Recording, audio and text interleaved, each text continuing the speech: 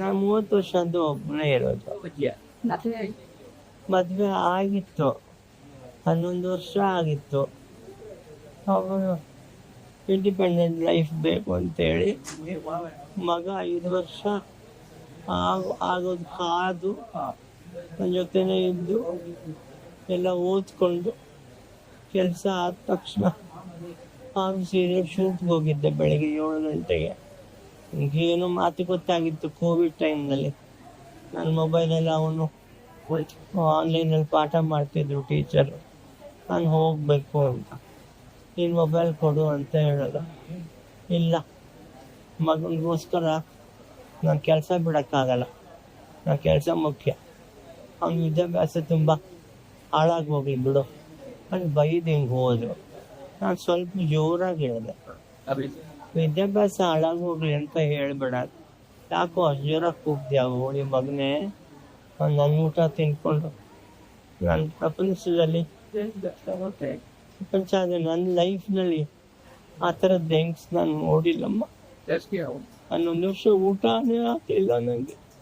ಯಾರ ಹತ್ರ ಹೇಳಿ? ನಾನು ತುಂಬ ಕಷ್ಟಪಟ್ಟೆ. ನನ್ನ ಸಂಪಾದನೆ ಚೆನ್ನಾಗಿತ್ತು ಅವಾಗ. ಮದುವೆ ಟೈಮ್ನಲ್ಲಿ ಆದರ್ಶ ಫಿಲಮ್ ಇನ್ಸ್ಟಿಟ್ಯೂಟ್ನಲ್ಲಿ ಆ್ಯಕ್ಟಿಂಗ್ ಕ್ಲಾಸ್ ಕಲಿಸ್ತಿದ್ದೆ, ವಿಜಯ ಫಿಲಮ್ ಇನ್ಸ್ಟಿಟ್ಯೂಟ್ನಲ್ಲಿ ಕಲಿಸ್ತಿದ್ದೆ, ಇಂಡಿಯನ್ ಇನ್ಸ್ಟಿಟ್ಯೂಟ್ ಆಫ್ ಫಿಲಮ್ ಟೆಕ್ನಾಲಜಿನಲ್ಲಿ ಕಲಿಸ್ತಿದ್ದೆ, 2 ಸ್ಕೂಲ್ನಲ್ಲಿ ಥಿಯರಿ ಟೀಚರಾಗಿ ವರ್ಕ್ ಮಾಡ್ತಿದ್ದೆ.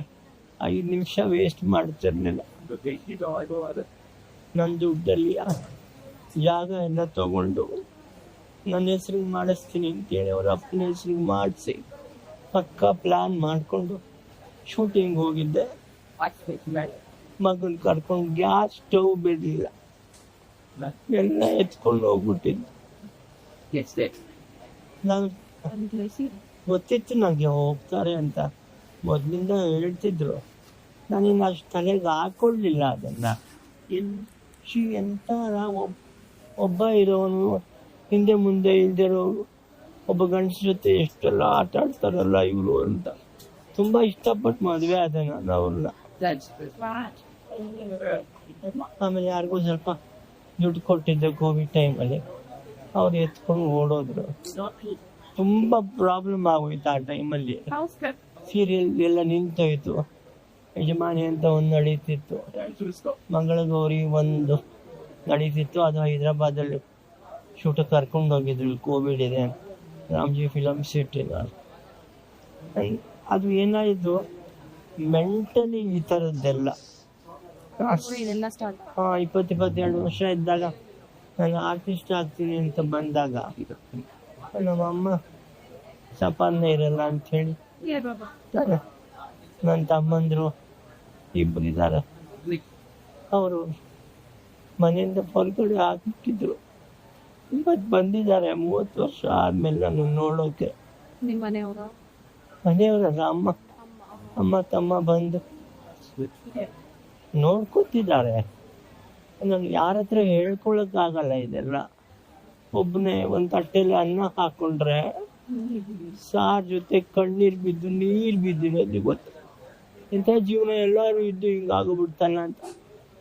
ನಾನು ಇದು ಹೇಳ್ತಿರೋದು ಕಷ್ಟ ಸಂಕಟ ಅಂತಲ್ಲ, ಹೆಂಗೆಲ್ಲ ಇರುತ್ತಲ್ವಾ ಅಂತ. ಅದು ನಾನು ಕೆಲಸ ಮುಗಿಸ್ಕೊಂಡು ಮನೆಗೆ ಬರ್ತಿದ್ದೆ.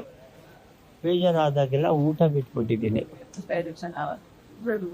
ಅದು ಸೇರಿ ಇವಾಗ ಆಯುರ್ವೇದಿಕ್ ತೋರಿಸಿದೆ ಅಂತ ಹೇಳಿದ್ನಲ್ಲ, ಅವನು ಮೋಷನ್ ಆಗ್ತಿಲ್ಲ ಅಂತ ಹೇಳಿ ಯಾವುದೋ ಒಂದು ಆಯಿಲ್ ಥರ ಕೊಟ್ಟಿದ್ದ.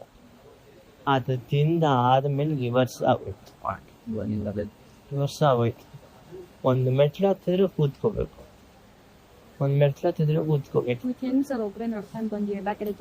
ಒಬ್ಬನೇ.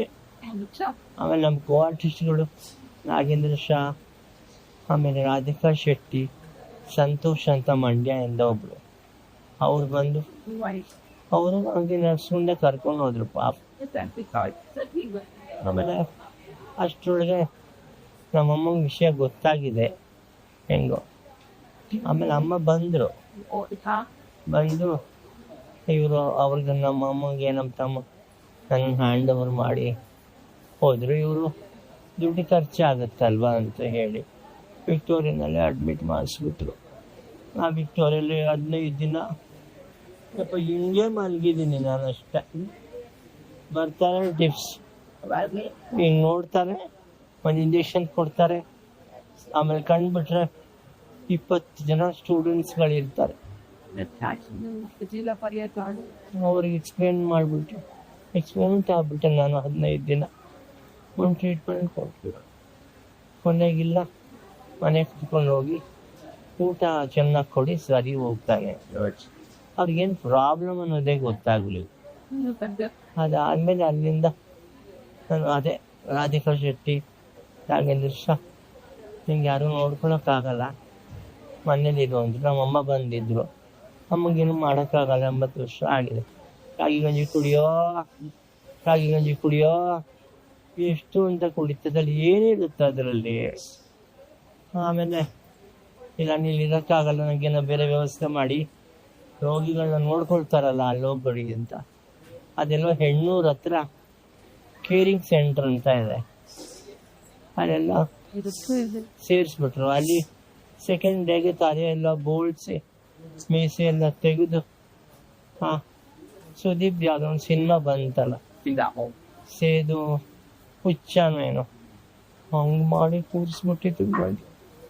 ಅವತ್ತು ನಾನು ಕನ್ನಡಿನೂ ನೋಡಲಿಲ್ಲ. ನಾನು ಅದಕ್ಕೆ ನಂಗೆ ಹುಷಾರಾದ್ರೆ ಸಾಕು, ಚೆನ್ನಾಗಿ ನೋಡ್ಕೊಳ್ತಾರೆ ಅಂತ.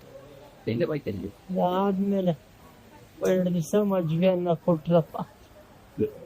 ಆಮೇಲೆ ಏನೂ ಮಾಡಲಿಲ್ಲಮ್ಮ. ಅಲ್ಲಿ ನೋಡೋರೆ ಗತಿ ಇಲ್ಲ. ಮಾತ್ರೆ ಕೊಡ್ತಿದ್ರು, ಆಮೇಲೆ ನೋಡಿದ್ರೆ ಹಿಮಾಲಯ ಟ್ಯಾಬ್ಲೆಟ್ ಕೊಟ್ಟಿದ್ದಾರೆ ಎಲ್ಲದಕ್ಕೂ. 22 ಸಾವಿರ ರೂಪಾಯಿನೂ ಇತ್ತು. ಅದನ್ನೇ ಗೂಗಲ್ ಪೇ ಮಾಡಿಸ್ಕೊಂಡ್ರು. ನಮ್ಮ ತಮ್ಮ ಬಂದು ನನ್ನ ಕೈನಲ್ಲೇ ಅವ್ರಿಗೆ ಪೇ ಮಾಡಿಸಿದ್ರು. ಅದಾದ್ಮೇಲೆ ಅವ್ರ ಹತ್ರ ಕೈಕಾಲು ಬೇಡಿಸ್ಕೊಂಡು ಅದು ನಮ್ಮ ಅಮ್ಮಂಗ ಇನ್ನೂ ಜಾಸ್ತಿ ಆಗೋಯ್ತು ಕೂತ್ಕೊಳ್ಳೋಕ್ಕೆ. ಇಲ್ಲಿ ಆಪ್ರೇಷನ್ ಮಾಡಬೇಕು, ನಾಳೆ ಹಾಸ್ಪಿಟ್ಲಿಗೆ ಕರ್ಕೊಂಡು ಹೋಗೋಣ ಅಂದರು. ವಿಕ್ಟೋರಿಯಾಗೆ ಸೇರಿಸ್ಬಿಡಿ ಅಂದ್ಬಿಟ್ರು. ಮತ್ತೆ ಎಲ್ಲಿ ಆಗಲ್ಲ, ನನಗೆ ಬೇರೆ ಯಾವುದಾದ್ರು ತೋರ್ಸಪ್ಪ ಅಂದಿದ್ದಕ್ಕೆ ಒಬ್ಬ ನರ್ಸ್ ಹತ್ರ ನಿಮ್ಮವರೇ ಯಾರಾದರೂ ಒಬ್ರಿಗೆ ಹೇಳಿ ಅವ್ರು ಇದನ್ನು ಸಜೆಸ್ಟ್ ಮಾಡಿದ್ರು. ಇಲ್ಲಿ ಬಂದರೆ ಬೆಡ್ ಇಲ್ಲ, ಜನರಲ್ ವಾರ್ಡ್ ಬೆಡ್ ಇಲ್ಲ. 2 days ವೆಯ್ಟ್ ಮಾಡಬೇಕಾಗಿ ಬಂತು. ಆಮೇಲೆ ಎಲ್ಲ ಸ್ಪೆಷಲ್ ವಾರ್ಡು ಪರವಾಗಿಲ್ಲ, ನನ್ನ ಹತ್ರ ಒಂದು ಸ್ವಲ್ಪ ದುಡ್ಡಿದೆ ಉಳ್ತಾರೆ, 1-2 ದಿವಸ ಇರ್ತೀನಿ. ಆಮೇಲೆ ಜನರಲ್ ವಾರ್ಡ್ ಖಾಲಿ ಆದ ತಕ್ಷಣ ನಾನು ಶಿಫ್ಟ್ ಆಗ್ತೀನಿ.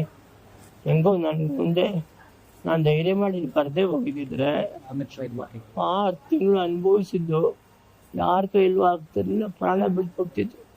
ದೇವ್ರು ನನ್ನ ಕೈ ಹಿಡ್ದ. ಆಮೇಲೆ ಊಟ ಏನಪ್ಪ ಮಾಡೋದು ಹಾಸ್ಪಿಟ್ಲ್ಗಳಲ್ಲಿ. ನಮ್ಮಮ್ಮ ವರ್ತೂರಲ್ಲ, ತಮ್ಮನ ಜೊತೆ ಇರೋದು, ಅವ್ರು ಊಟ ತರೋಕ್ಕಾಗಲ್ಲ. ಆಮೇಲೆ ಇಲ್ಲಿ ಬಂದರೆ ಊಟ ಕೊಡ್ತಾರೆ ತಾಯಿ, ಮತ್ತೆ ತುಂಬ ನಮ್ಗೇನು ಬೇಕೋ ನಂಗೆ ಜೀರ್ಣ ಆಗಲ್ಲ. ಅದಕ್ಕೆ ಸ್ವಲ್ಪ ಫ್ರೂಟ್ ಸಲಾಡು, ಹೆಸರು ಕಾಳ್ದು ಹುರಿದಿರೋದು ಒಂದು ಸ್ವಲ್ಪ ತೊಗೊಂಬಂದು ಮೊಸರಿಗೆ ಸಕ್ಕರೆ ಹಾಕ್ಕೊಂಡು ತಿಂದುಬಿಡ್ತೀನಿ. ಊಟದ ಒಂದರಿಂದ ನಾನು ನೆಮ್ಮದಿ ಊಟ ಹೋದ್ರೆ ನಾವು ಸ್ವಲ್ಪ ಆರಾಮಾಗ್ತಿದ್ದೀನಿ. ಆಮೇಲೆ ಜನಗಳೆಲ್ಲ ತುಂಬ ಸಹಾಯ ಮಾಡ್ತಿದ್ದಾರಮ್ಮ. 1 ರೂಪಾಯಿ ಹಾಕ್ತಿದ್ದಾರೆ. ಯಾರವರು ಅಪ್ಪ, ಇಷ್ಟು ಜನ ಇದಾರ, ಅಳ್ತಾರೆ ಫೋನ್ ಮಾಡಿ, ಏನ್ ಮಾಡ್ಕೊಬಿಟ್ಟಿಯಪ್ಪ ಅಂತ. ಇಷ್ಟು ಜನ ಅಳ್ತಿದ್ದಾರೆ ಗೊತ್ತಾ. ನಾನು ತುಂಬಾ ಸಂಘದಿಂದ ಹೇಳ್ತಿಲ್ಲ ಇದನ್ನ. ಎಷ್ಟು ಜನ ಅಪ್ಪ, ಎಷ್ಟು ಜನ ಬಂದು ಹೋಗ್ತಾರೆ, ಎಷ್ಟು ಜನ ಮಾತಾಡ್ಸಿ ಮಾಡ್ತಿದ್ದಾರೆ. ಮಾತ್ರ ಇಲ್ಲ, ಅವ್ರ ಮೂಲಕನೇ ನಡೀತಿದೆ ಎಲ್ಲ. ಈಗ ಹಾಸ್ಪಿಟಲ್ ಅವರು ಸಮಾಜ ಸೇವೆ ಕಡೆಯಿಂದ ಬಂದರೆ ಇಸ್ಕೊಂಡು ಕೊಡ್ತೀನಿ ಅಂತಲೂ ಹೇಳಿದ್ದಾರೆ. ಅವ್ರಿಗೂ ಗೊತ್ತಾಗಿದೆ. ತುಂಬ ಗೂಗಲ್ಲೆಲ್ಲ ತುಂಬ ವೈರಲ್ ಆಗ್ಬಿಟ್ಟಿದೆ ಅಂತ ಅವರೇ ಹೇಳಿದ್ರು. ಈ ಕಡೆ ನಿಮ್ಮ ಆರ್ಟಿಸ್ಟ್ಗಳ ಕಡೆಯಿಂದ ಏನಾದರೂ ಸಹಾಯ? ಅದೇ ಅಸೋಸಿಯೇಷನ್ ಅವ್ರು ಬಂದಿದ್ರು ನಿನ್ನೆ, ಮೀಟಿಂಗ್ ಇಟ್ಟಿದ್ರಂತೆ. ಏನಾಯ್ತು ಗೊತ್ತಿಲ್ಲ. ಸುದೀಪ್ ಟ್ರಸ್ಟಿಗೆ ಹೇಳಿ ನಾವು ಮಾತಾಡ್ತೀವಿ, ಅವ್ರ ಕಡೆಯಿಂದ ಫೋನ್ ಮಾಡಿಸ್ತೀವಿ ಅಂತ ಹೇಳಿ ಹೋದರು.